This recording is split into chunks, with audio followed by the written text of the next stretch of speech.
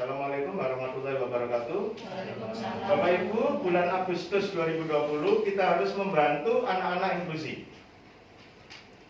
Siapapun kita, karena kita hidup di wilayah inklusi. Ada 7 yang akan kita bantu. Yang pertama adalah bekerja sama dengan perguruan tinggi jurusan psikologi. Kita sudah kerjasama, dan kerjasamanya ini dimulai pada tanggal 20 dan 21 Februari 2020 dan sekarang belum berakhir. Itu nanti yang Bapak Ibu masukkan lagi ya, kegiatan itu. Nah, itu yang sudah punya tadi Bu Pak A. Sebenarnya ada kegiatan lanjutan, yaitu anak-anak tadi diperiksa, dibawa ke lab psikologi ini. Namun karena kondisi maka tidak bisa dilaksanakan itu. Terus yang kedua, menyiapkan ruang khusus ABK. Bapak Ibu, ini ruang khusus ABK. Ya, ini sudah disiapkan oleh teman-teman ini. Ini ruang ABK ini tidak hanya ini. Di sana ada beberapa permainan. Nah, ini kita siapkan di sini untuk area anak-anak ABK itu. Itu yang nomor 2. Yang nomor 3, menanamkan kemandirian siswa ABK. Nah, bagaimana menanamkan kemandirian siswa ABK? Silakan Bu Nelly, 1 menit aja. Menanamkan kemandirian siswa ABK. Jadi siswa dijelaskan apa yang menjadi kewajibannya dia, bagaimana dia menjaga dirinya, kayak seperti tugas pribadinya yang hanya bisa dikerjakan untuk dia sendiri. Itu mengajarkan tentang kemandirian siswa. Jadi saat tidak ada orang di sampingnya, dia bisa melakukan sendiri. Itu maksud dari kemandirian siswa. Oke, cukup ya. Sekarang RPP inklusi. Nah, RPP inklusi ini tiap-tiap guru, tiap-tiap wali kelas, tiap-tiap guru mapel harus memiliki. Nah, kita adopsi dari GPK nanti dengan dimodifikasi disesuaikan dengan kelasnya masing-masing. Kira-kira rinciannya bedanya dengan yang umum bagaimana Bu Nelly? Yang inklusi ini? Kalau yang RPP inklusi ini saya kurang paham ya, tapi enggak, menurut Bu Nelly kan ada. Ya, apa saja yang diturunkan, tingkat kontennya itu diturunkan. Jadi tingkat kesulitan sama konten tugas atau konten yang indikator-indikator yang di situ di RPP itu diturunkan sesuai kemampuan anak, tapi tetap menyesuaikan dengan tema yang sama. Oh, jadi RPP-nya sama dengan RPP-nya yang biasa? Oh, sama. Cuman diturunkan tingkat tugas. Oh, tingkat. Paham ya Bapak Ibu ya? Sekarang yang nomor 5, cara mengurus diri, yaitu berpakaian apa lagi tadi? Berpakaian secara mandiri. Apa itu? Oh, berpakaian sama berhias diri. Iya, sama berpakaian dan berhias diri. Ya, ini sudah kelihatan ya. Jadi anak kita diajarkan untuk merawat dirinya sendiri, dari kebersihan dia mandi, terus kemudian memakai baju sendiri. Kan pernah itu ada video yang cara memakai diri sendiri, pakai baju sendiri.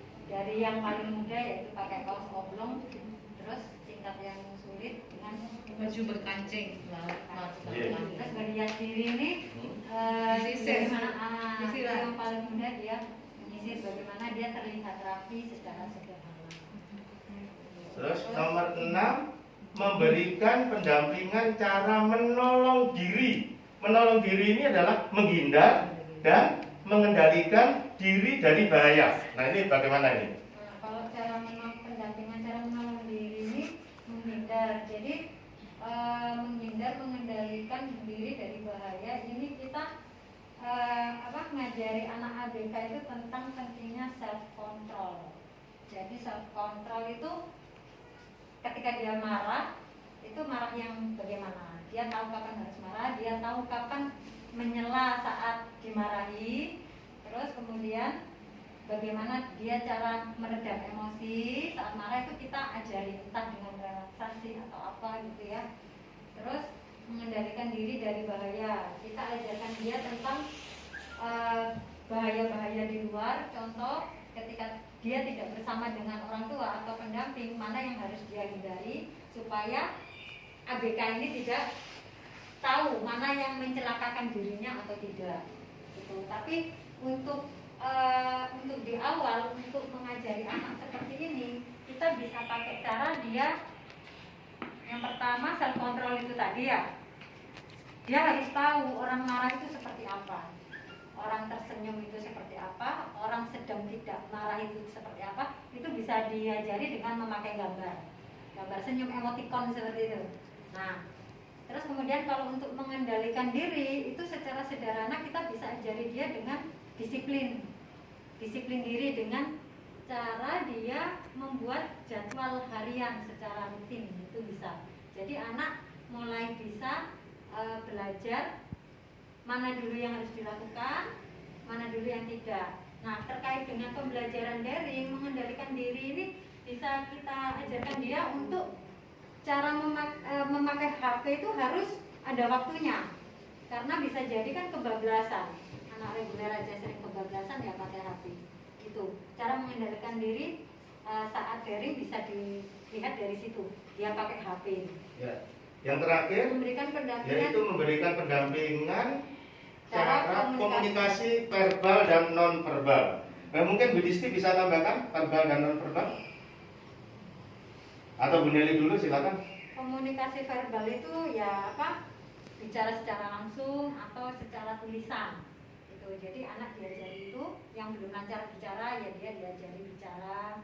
Terus kalau belum nulis itu ya diajari nulis, memang itu sederhananya harus itu. Tapi ketika anak itu memiliki kepunaan di bicara, kita harus fokuskan ke non verbal dulu. Jadi non verbal itu seperti kita mengenalkan dia tentang emosi, kita mengenalkan dia tentang gerakan tangan, itu juga bisa. Kalau ini itu mukul, kalau ini itu dia mau marah, kalau ini itu terima kasih.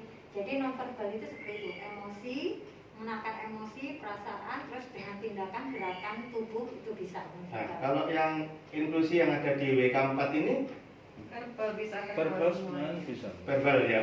Nggak, ada yang non verbal? Yang baru ada. Oh, yang baru ada. Kelas berapa?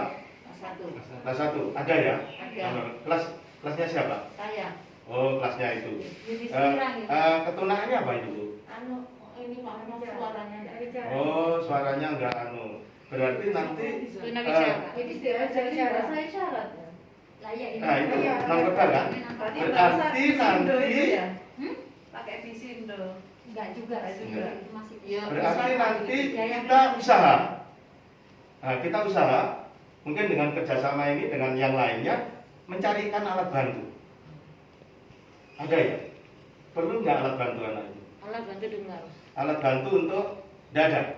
Oh, nggak ada ya Pak Andika, nggak ada ya? Enggak tunanulmu, Pak. Oh, bukan tunarungu. Bukan. Hah? Bukan tunarungu. Bukan bicara, Pak. Suaranya di dalam. Oh, suaranya di Iya. dalam, tidak bisa dikeluarkan gitu. Pelan-pelan. Seperti jendera juga itu jendera. Oh, berarti nanti lebih banyak bahasa non verbal. Nah, berarti nanti gurunya ketika berkaitan dengan siswa ini ya bagaimana ya nanti supaya lebih lancar. Kemarin juga ada kok Pak, naik kelas 2 Kelas 3. Oh, ada. Nah, ada tambahan dari Bu Disti? Nggak ada. Dari Pak Andika? Bapak Ibu, saya kira sudah cukup untuk kegiatan ini, dan ini kita laksanakan selama 1 bulan, sehingga tidak hanya hari ini yang bisa misalnya menyiapkan ruang khusus secara bersama-sama ini silakan. Yang ini silakan dipilih, ini ada programnya dan bisa ditanggali sekitar tanggal 3 atau tanggal 4. Kalau yang sekarang ini kan tanggal 6 ya, 6 Agustus kita milih ini, dan yang lain-lain monggo disebarkan. Terima kasih.